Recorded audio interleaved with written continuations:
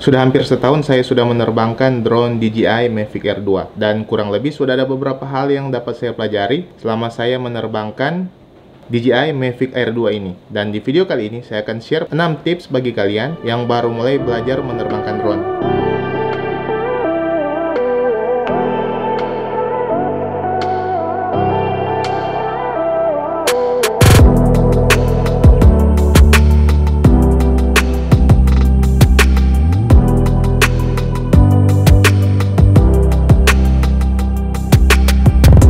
Tips yang pertama yaitu, buat rencana untuk setiap penerbangan kalian. Hal ini penting karena durasi penerbangan drone yang terbatas. Jadi sebisa mungkin kita harus bisa memanfaatkan setiap menit drone kita terbang. Adalah hal yang menyebalkan ketika baterai drone kita hampir habis, namun kita belum mendapatkan footage yang kita perlukan. Sehingga tidak jarang ada pilot drone yang tetap memaksakan drone-nya untuk terbang, meskipun dengan keadaan baterai yang hampir habis, sehingga berujung pada drone yang nantinya akan mendarat darurat secara otomatis. Kemudian masih terkait dengan merencanakan penerbangan kita juga harus dapat mengetahui kondisi lingkungan sekitar di mana drone kita akan terbang. Perhatikan bangunan atau pohon yang mungkin dapat menjadi jalur penerbangan dari drone kalian, ataupun kabel listrik yang bahkan dengan sensor dari drone sekalipun tidak dapat terdeteksi yang dapat mengakibatkan drone kalian crash. Nah, dengan kalian mengetahui kondisi lingkungan penerbangan drone kalian akan dapat meminimalisir risiko dari terjadinya crash pada drone kalian. Karena seringkali ketika kita sudah fokus dalam pengambilan gambar, kita hanya terlalu fokus pada layar HP ketika kita menerbangkan drone, tanpa memperhatikan lingkungan sekitar. Sehingga ada baiknya kalian juga memiliki teman yang dapat membantu kalian untuk memperhatikan drone secara langsung ketika kalian menerbangkan drone. Selain itu juga kalian harus memperhatikan zona larangan terbang seperti area bandara. Karena ada kemungkinan drone kalian tidak dapat terbang di area bandara tersebut, dan hal ini juga tentu akan berbahaya bagi keselamatan pesawat penumpang yang berada di area bandara.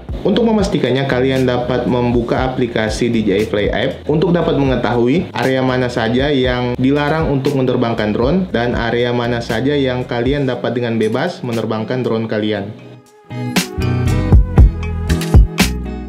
Kemudian tips yang kedua yaitu ketahui limitasi drone kalian. Seperti contoh, di bagian mana saja sensor anti tabrak yang dimiliki oleh drone kalian. Seperti di drone DJI Mavic Air 2 saya ini, di drone ini tidak memiliki sensor di bagian sisi kiri dan kanan, kemudian di bagian atas. Sehingga untuk setiap kali saya melakukan penerbangan, saya akan lebih berhati-hati ketika melakukan gerakan ke arah kiri ataupun kanan, di mana tidak ada sensor keamanan di bagian tersebut, sehingga dapat meminimalisir resiko dari drone untuk menabrak sesuatu. Kemudian ada baiknya juga kalian mengetahui sejauh mana drone kalian dapat terbang, sehingga kalian dapat menentukan posisi ideal dari mana untuk kalian menerbangkan drone. Ini berfungsi agar supaya kalian dapat meminimalisir resiko dari kehilangan sinyal antara drone dengan remote control. Untuk drone-drone terbaru dari DJI biasanya sudah dilengkapi dengan transmitter OcuSync versi 2, di mana dengan transmisi ini kalian dapat menerbangkan drone sampai dengan kurang lebih 10 km. Namun itu juga tergantung dengan kondisi area tempat kalian akan menerbangkan drone kalian. Apakah terdapat banyak gedung, pohon, ataupun penghalang lain yang dapat mengganggu sinyal kalian. Kemudian kalian juga harus mengetahui ukuran sensor yang dimiliki oleh kamera drone kalian, sehingga nantinya kalian dapat menentukan waktu ideal bagi kalian untuk menerbangkan drone. Karena pada umumnya ukuran sensor dari drone hanya berukuran di bawah 1 inch, sehingga kurang ideal jika akan diterbangkan pada kondisi low light. Lain halnya jika ukuran sensor kalian seperti drone DJI Mavic 3, yang dimana memiliki sensor dengan ukuran micro four thirds, sehingga drone tersebut dapat menghasilkan kualitas gambar yang baik meskipun berada pada kondisi low light. Namun meskipun demikian, bukan berarti drone dengan ukuran sensor di bawah 1 inch tidak dapat kalian gunakan pada kondisi low light. Dengan memanfaatkan fitur dan setting yang tepat, kalian tetap dapat menghasilkan gambar yang menarik meskipun dalam kondisi low light. Seperti contoh di video ini, saya menggunakan fitur hyperlapse dari DJI Mavic Air 2, kemudian saya mengatur shutter speed di atas 1 detik, sehingga dapat menghasilkan video hyperlapse yang menarik meskipun dalam kondisi low light.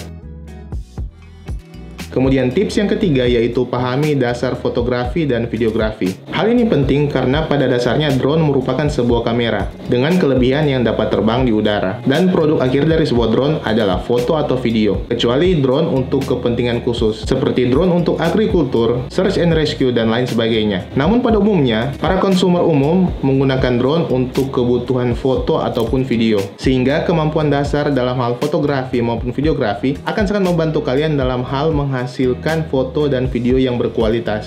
Untuk permulaan, kalian dapat mulai belajar tentang segitiga exposure, yaitu aperture, shutter speed, dan ISO. Contohnya, setting shutter speed pada video akan sangat berpengaruh pada motion blur yang akan dihasilkan, sehingga penggunaan ND filter akan sangat berguna untuk dapat membantu mendapatkan shutter speed yang ideal. Kemudian tips yang keempat yaitu belajar menerbangkan drone secara manual. Karena meskipun beberapa drone saat ini sudah cukup canggih, sehingga dapat terbang dengan beberapa manuver secara otomatis, ada kalanya fitur tersebut tidak dapat berfungsi dengan baik. Seperti contoh tracking subjek yang dapat kehilangan tracking pada subjek sementara kita merekam. Nah, ketika fitur otomatis dari drone tidak dapat bekerja dengan baik, saat inilah kemampuan kalian dalam menerbangkan drone secara manual akan sangat berguna. Kalian dapat mulai belajar menerbangkan drone secara manual, sehingga kalian tidak sepenuhnya bergantung pada fitur-fitur yang berada pada drone. Kemudian tips yang kelima yaitu pilih waktu terbaik ketika kalian akan menerbangkan drone kalian, seperti pada waktu golden hour. Nah, golden hour merupakan waktu pada saat matahari terbit ataupun matahari terbenam. Nah, kenapa disebut demikian? Kondisi cahaya pada waktu golden hour merupakan kondisi cahaya yang terbaik, sehingga waktu ini merupakan waktu yang ideal yang sering dipilih oleh para fotografer ataupun videografer untuk dapat menghasilkan gambar atau video yang menarik.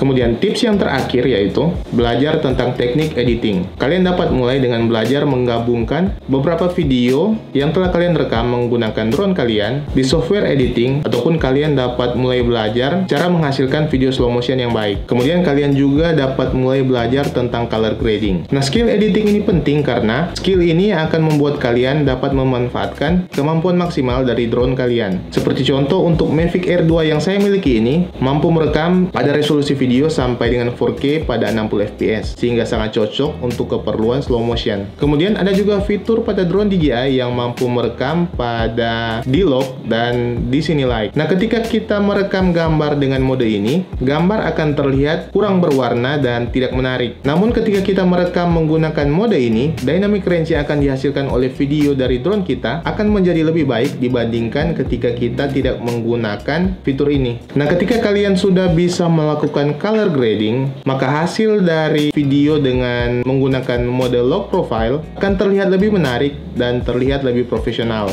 dibandingkan dengan hanya merekam menggunakan mode normal saja.